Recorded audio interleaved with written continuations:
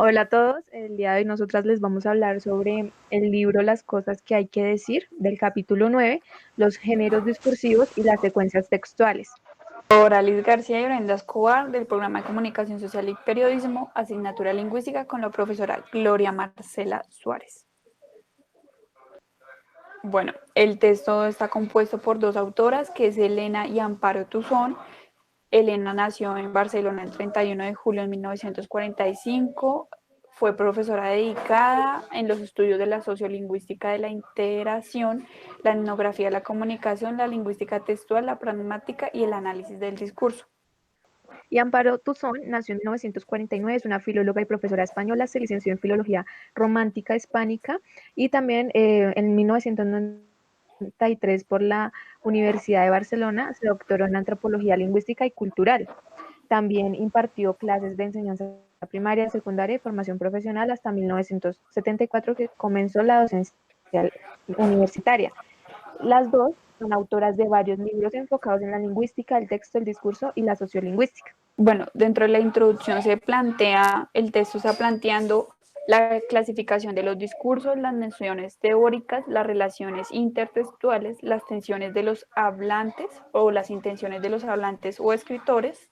Se resalta el discurso, el análisis de escenas, el tiempo, el espacio y otros aspectos del texto comunicativo.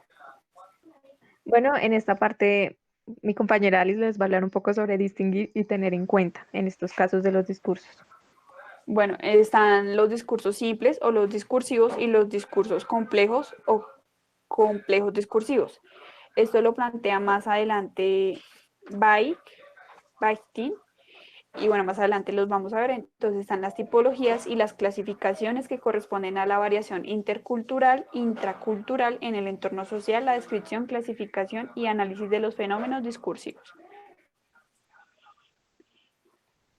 Bueno, en esta parte de los conceptos vamos a hablar sobre dos bases que son el género y la secuencia. En el género como un hecho sociocultural y discursivo con delimitaciones y la conversación como monogestionado o plurigestionado, oral o escrito.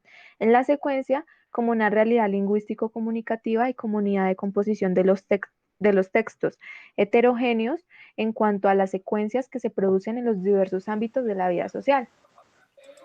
Bueno, por otro lado tenemos los géneros, que están divididos en cuatro partes. Entonces hay que tener claro el concepto de género, que para la época estaba con el concepto también de tipo de texto, haciendo correspondencia al género, donde estos se despliegan más actualmente dentro de las nuevas tecnologías de la comunicación, como el cine, la radio y la televisión.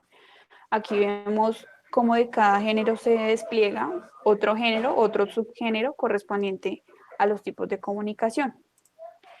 Aristóteles lo veía más como el medio para generar ese discurso dentro de la polis, que era Grecia, y también para poder tomar decisiones frente a casos de señalar a la persona culpable o no culpable, dependiendo del tiempo y del contexto o de la esfera que sería el momento social que se estaba viviendo. Acá ven el cuadro que él estaba explicando en ese tiempo, y él hacía referencia a tres tipos, que son los forenses o jurídicos, deliberativos o políticos, epidípticos o de ocasión. En los géneros literarios mayores, que es lo que se da más adelante dentro de Grecia, está lírico-poéticos, épico-narrativos, dramáticos, que corresponden a los teatrales. Y en los géneros literarios naturales, estos hacen correspondencia a la acuñación y comunicación, que por medio de estas dos herramientas se genera la diferencia dentro de las obras históricas. Acá encontramos un pequeño texto citado y hace alusión a que era o se daba por razones naturales. Y por último, en el cuarto, que es como el más importante actualmente, que es el género de la didáctico-ensayística, corresponde a los medios de comunicación escritos como el periodismo literario. Entonces encontramos dentro del periódico la bibliografía, el libro de viajes, las cartas, los ensayos, el informe. En los géneros de la teoría bakhtiniana, entonces, primeramente remontando que Bakhtin tenía una preocupación que giró en torno a la relación entre los usos lingüísticos y la vida social, la ideología o la versión del mundo y la historia. Todo esto giraba en torno a esta relación lingüística y él planteó el género como un estilo funcional o un registro que determinaba las esferas de la actividad y la comunicación humana. Dentro de estas, la científica, la técnica, la periodística, la oficial y la cotidiana. En estos se encuentran unos factores que condicionan la existencia de un género y estos factores son los temas, la estructura interna, el registro o estilo funcional utilizado y la relativa estabilidad de todo ello. Como segundo factor se encuentran los géneros primarios y secundarios. En el género primario está la conversación en todas sus formas y los géneros secundarios, que son los derivados de aquellos o un producto de la elaboración intelectual, literarios, periodísticos o científicos. Y en el último se encuentra la ausencia de nociones, que es el cuando no se puede desarrollar el discurso, cuáles son los factores que influyen para que este no pueda ser producido de forma correcta. Bueno, luego de esto nacen los estudios dentro del folclore y la etnografía de la comunicación. Entonces ahí surge el género dentro del ámbito del folclore, donde tenía el objetivo de recoger y descubrir la cultura popular, que es lo que se conoce hoy en día de tradición oral. Los pioneros de esto fueron los hermanos Grimm y Humboldt, que buscaban clasificar el material en los criterios que en este momento se referencian, como son cuentos, leyendas, canciones, chistes, refranes y adivinanzas. Además, Gunther y Knobloch en 1995 generaron 3 clasificaciones que son los temas tratados, la organización estructural, las funciones sociales que cumplían con cada género. Los estudios también de folclore y la etnografía de la comunicación se van con la literatura, la historia y la antropología, se incorporan bajo el concepto de género las manifestaciones culturales orales de origen popular y no culto ni necesariamente formal o institucional. Lo amplían a manifestaciones discursivas muy ligadas a esferas sociales propias de la vida cotidiana. Entonces, los estudios sobre el cuento popular y realizados por Prop en 1928 y sus seguidores hacen énfasis en las peculiaridades culturales que hay que tener en cuenta al hablar de los géneros propios de diferentes grupos humanos. En el ámbito social, por ejemplo, el jazz, el blues, el rock, el folk, el pop, etc. Estos estudios que generan una gran bibliografía de enfoque sociológico o histórico. Por último, dentro de la etnografía de la comunicación sale alusión el modelo de speaking de Hans, que es la situación por medio de participantes, finalidad, secuencia de datos, clave, instrumentos, normas y géneros que corresponden a un dónde, cuándo, quién, a quién, para qué, cómo, de qué manera, qué creencias y qué tipo de discurso. Está haciendo referencia a como qué se está buscando la persona que está emitiendo el discurso o está generando el texto en el contexto social.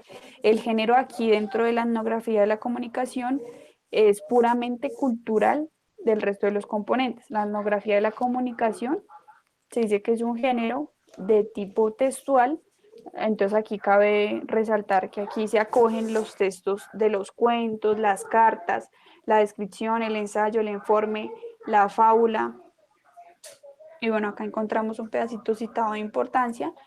Él es Heinz, y bueno, y dice que por medio de esto se puede llegar a descubrir y describir los géneros en torno a los cuales se organiza la vida cotidiana. Esta es la propuesta integradora para el análisis de los géneros. Para Mengenausch, usar el término género de discurso era para referirse a los dispositivos de comunicación socio-históricamente definidos, los sucesos, el editorial, la consulta médica, el interrogativo policial, los pequeños anuncios, la conferencia universitaria, el informe, etc. En esta parte, los que se han hecho dentro del concepto de género proponen 3 niveles para establecer y clasificar los protogéneros, la convencionalidad de estas manifestaciones. En el nivel A, B y C, en el primero se encuentra el nivel de estructura interna, en el segundo el nivel situativo de la interacción concreta y en el tercero el nivel de la estructura externa. Aquí en los aspectos de grande nivel, entonces en el primero se basa más en la cualidad de la voz, en el segundo, que es el nivel situativo en los fenómenos rituales, organización interactiva, en el de la estructura externa, que es el tercero, ya es ámbitos comunicativos y más bien como los entornos o contextos en el que se desarrolla. Esto nos permite traer los tipos de textos dentro de la lingüística del texto y las tipologías textuales. Entonces, Werlich plantea el texto narrativo, expositivo, descriptivo, argumentativo e institucionales, con un criterio funcional y enunciativos que nacen dentro del proceso mental allí se seleccionan los conceptos o procedimientos y ahí se genera un texto. Esto para Brengraut y Dessler tiene 5 niveles, que son los que vemos acá. El nivel 1, tipos de función; nivel 2, tipos de situación; nivel 3, tipos de procedimiento; 4, tipos de estructuración textual; y 5, esquemas de formulación prototípico.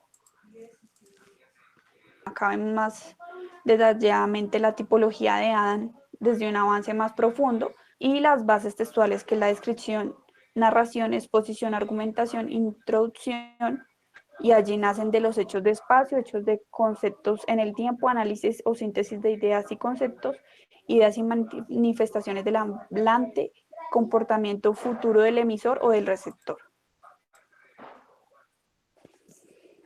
En el concepto de secuencia se tiene que el modelo secuencial recoge e incorpora las ideas sobre los géneros de Bakhtin, las bases textuales de Werdlich y las de los esquemas o superestructuras de Van Dijk. La secuencia es la unidad constituyente del texto. Esta está constituida por paquetes de proporciones, macroposiciones, por n proposiciones, microproposiciones con una organización jerárquica interna, que es un esquema, y por su unidad compositiva, que es un plan, y contiene 5 secuencias. Estas son la argumentativa, la narrativa, la descriptiva, la explicativa y la diagonal. Aquí vemos el mapa que está generado por él. Entonces dice que parte del discurso, luego la interacción social, los géneros, tipo de enunciados. Ahí están los 5 tipos de enunciados, la configuración pragmática, secuencias de posiciones, y esto nos permite generar el texto. Ya por último está dentro de las secuencias la importancia de distinguir entre cada una, que está la secuencia dominante, secuencia secundaria y secuencia envolvente. Entonces, la primera hace referencia a las manifestaciones de mayor presencia en el texto; la segunda es aquella que está presente en el texto sin ser dominante; y la tercera sí estarían incrustadas como dominantes. Y eso ya sería todo por hoy. Muchas gracias por su atención. Gracias por su atención.